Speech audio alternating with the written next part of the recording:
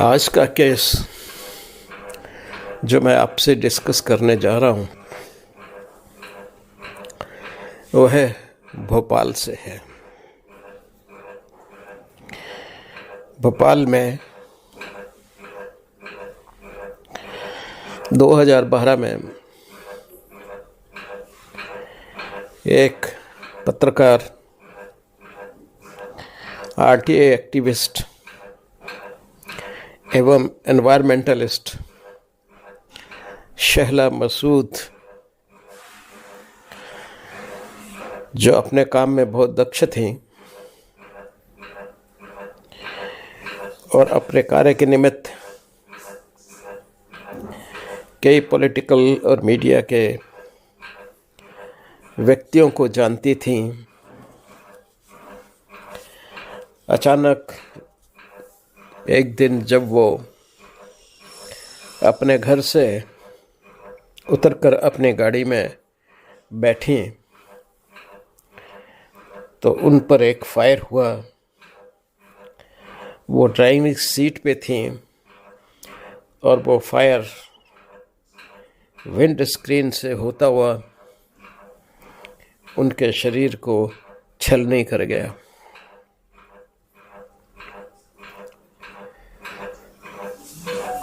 वो मौके पे ही उनके डेथ हो गई। आनन फानन में उनका पोस्टमार्टम किया गया। इस तरह की चर्चा भी हुई कि जो ड्यूटी पर डॉक्टर्स थे उनके अलावा डॉक्टरों ने उनका पोस्टमार्टम किया और उस टीम में वहाँ जो मेडिको लीगल इंस्टीट्यूट है उसके डायरेक्टर भी शामिल थे। पोस्टमार्टम में कारण गोली से बताया गया और यह भी संभावना जताई गई कि गोली किसी देसी वेपन से, देसी कट्टे से फायर की गई है, जो बाद में बैलिस्टिक एग्जामिनेशन करने पर कंफर्म भी हुई। पोस्टमार्टम के बाद में जैसा कि न्यूज़पेपर्स में छपा,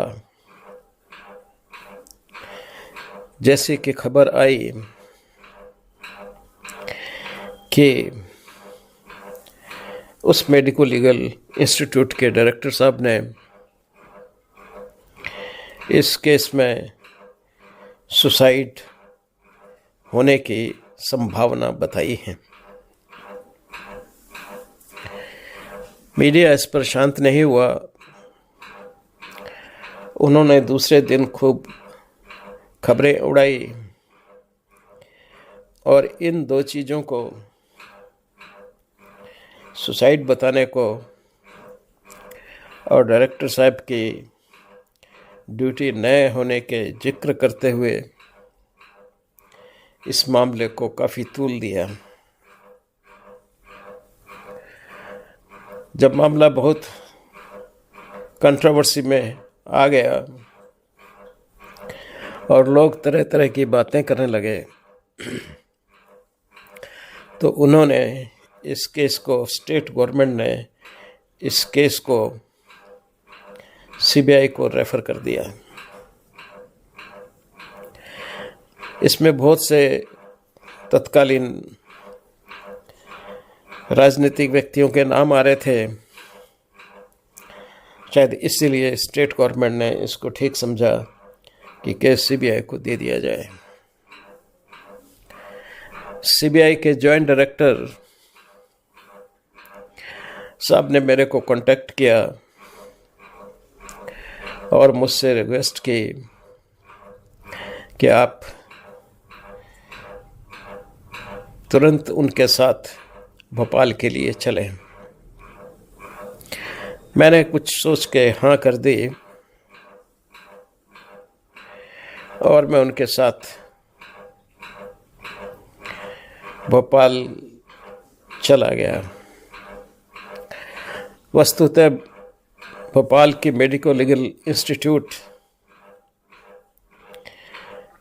के डायरेक्टर साहब, जो पुराने डायरेक्टर थे,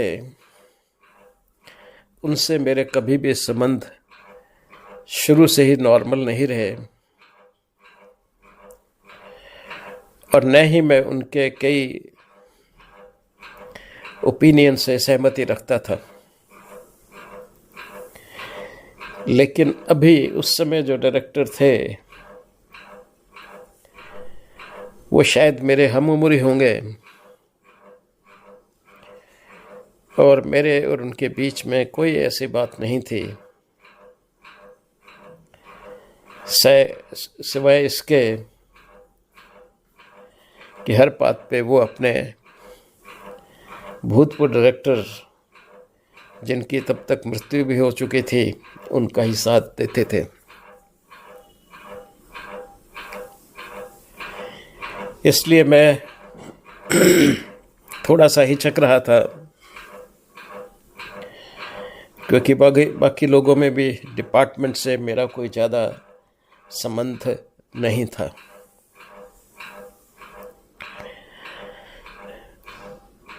खैर, मैं भोपाल पहुंचा, जॉइंट डायरेक्टर सीबीआई के साथ में पहुंचा और सीबीआई ऑफिस में मुझे सारे पेपर्स जो उस केस से संबंधित थे वो दिए गए। मैंने उनका गहन अध्ययन किया, शुरू से एफआईआर से लेकर के पोस्टमार्टम रिपोर्ट तक, और डायरेक्टर साहब के ये कहने तक, निर्णय तक कि यह सुसाइड का केस है। मैंने हर चीज़ को गौर से देखा। मैं कुछ संतुष्ट नहीं था।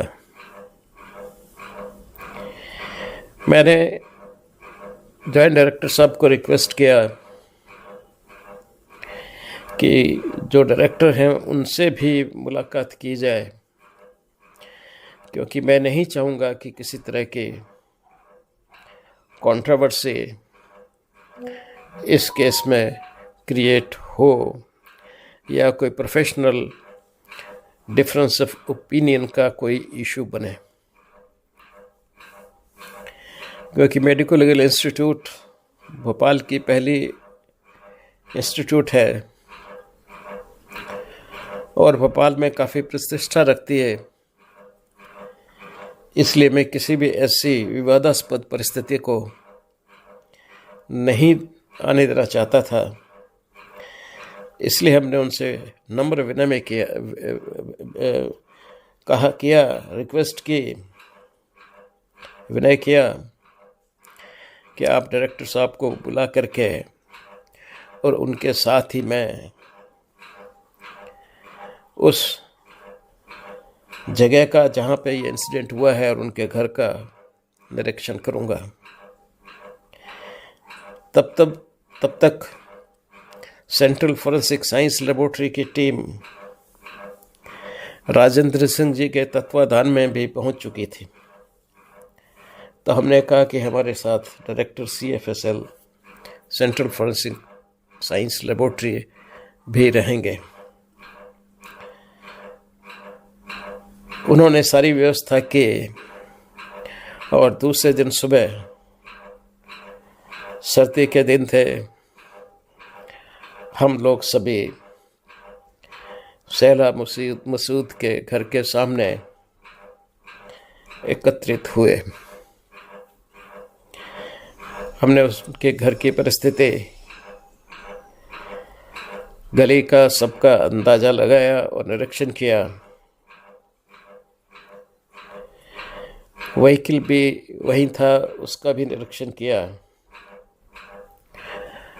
और सब डिस्कस करके हम लोग वापस सीबीआई के कार्यालय में आ जुटे। हमने अपना ओपिनियन CFSL के डायरेक्टर और डायरेक्टर मेडिको लीगल इंस्टीट्यूट को जाहिर किया। थोड़ी बहुत बहस के बाद बहस नहीं करेंगे, कहेंगे इसको। थोड़ा बहुत डिस्कशन के बाद हम सभी एक ही नतीजे पे पहुँचे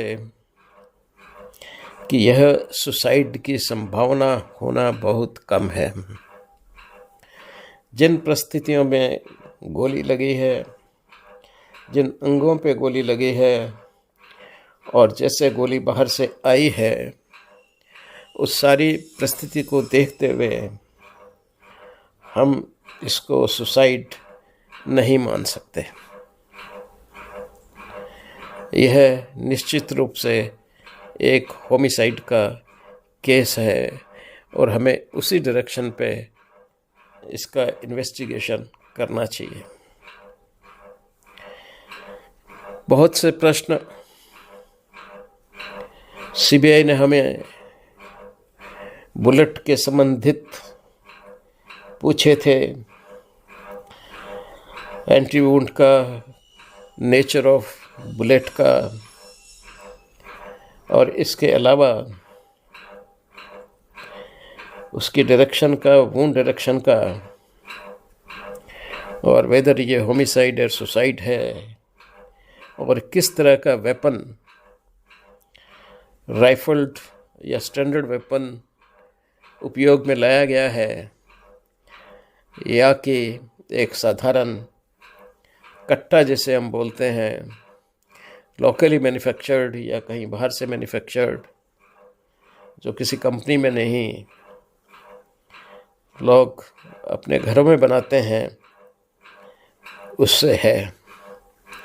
ये सारे प्रश्न बहुत इम्पोर्टेंट थे कि इनसे ही ये निर्णय होना था कि जिसने मारा है, जिस व्यक्ति ने मारा है, जिस व्यक्ति ने गोली चलाई है, वो किस प्रकार का है, किस स्तर का है, और फिर आगे का काम तो पुलिस के लिए आसान हो जाता है, क्योंकि वो तुरंत पता लगा लेते हैं अपने अर्लियर स्टॉक से और बैलिस्टिक एग्जामिनेशन की सहायता से भी कि ये वेपन कहाँ से प्राप्त हुआ होगा, कैसे क्या हुआ होगा, इस सब का अंदाज उनको रहता है, कहाँ बनते हैं, कहाँ नहीं बनते। हमने उन प्रश्नों का, जो प्रश्न सीबीआई ने पूछे थे, सबका यथोचित उत्तर दिया, जो ऊपर दी गई, जो मैंने यहाँ पे संलग्न की हैं इसी वीडियो में, वो आपको उनके प्रश्न और हमारे उत्तर दिखाई देंगे। और हमने तीनों ने मिलकर उस पे सिग्नेचर किया है, यानी कि ये ओपिनियन हमारा एक यूनानिमस ओपिनियन बन गया। उस यूनानिमस ओपिनियन बनने के बाद में यह अत्यधिक सहायता करता है, अगर एक्यूज्ड पकड़े जाते हैं तो उनको सज़ा दिलाने में, क्योंकि मेडिकल ओपिनियन की भिन्नता से या फॉरेंसिक साइंस के ओपिनियन की भिन्नता से वह एक बेनिफिट ऑफ डाउट निश्चित रूप से एक्यूज्ड पर्सनों को देगा, व्यक्तियों को देगा। उसके बाद हम सारी वहाँ की कार्रवाई पूरी करके वापस दिल्ली आ गए, और कुछ दिनों बाद एक लड़की जो उसी की मित्र थी वो पकड़ी गई।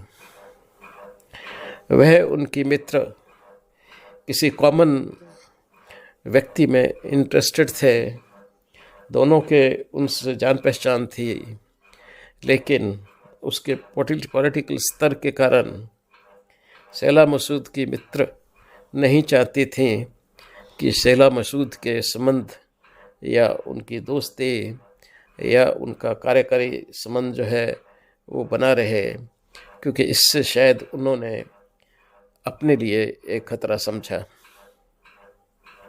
इस निमित्त उन्होंने कुछ लोगों को हायर किया, उनको बताया, जो कानपुर के थे, और बाद में वो तीनों पकड़े गए। जो गोली रिकवर की थी, डायरेक्टर मेडिको लीगल इंस्टीट्यूट ने, उसका बैलिस्टिक एग्जामिनेशन हुआ और ये एस्टेब्लिश हुआ कि ये कंट्री मेड वेपन से फायर किया गया है।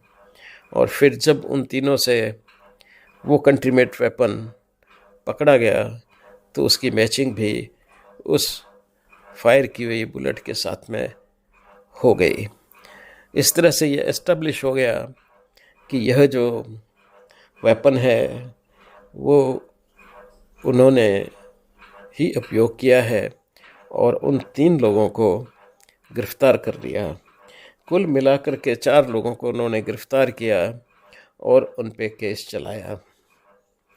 केस चला, सारी एविडेंसेस प्रस्तुत की गई और उसके बाद कोर्ट ने निर्णय लिया और 3 लोगों को सहला मसूद की डेथ के लिए जिम्मेवार ठहराते हुए उनको सजा दी। एक को उन्होंने बरी कर दिया था क्योंकि वह अप्रूवर बन गया था। अप्रूवर यानी कि था तो वो मारने वालों का साथी और उनकी हर गतिविधि में उसने पार्टिसिपेट भी किया था, लेकिन वो विटनेस बनने के लिए वॉलंटियर किया उसने कि मैं सारी कहानी को, सारी बात को कोर्ट को बता दूंगा, और उस बेसिस पे उसको जो है माफ़ कर दिया गया। और इस तरह से यह केस जो मीडिया में बहुत अधिक कंट्रोवर्शियल वे में आया था उसका समापन हो गया कि उन्हीं के मित्र ने जेलसी बस उनको कानपुर से इन लोगों को हायर करके सहला मसूद को अपने रास्ते से हटाया था। यह एक बड़ा इंटरेस्टिंग और बहुत ही जो सहज से सुलझ भी गया केस रहा। धन्यवाद। फिर मैं आपसे बात करूँगा एक नए केस के साथ। तब तक के लिए गुड बाय।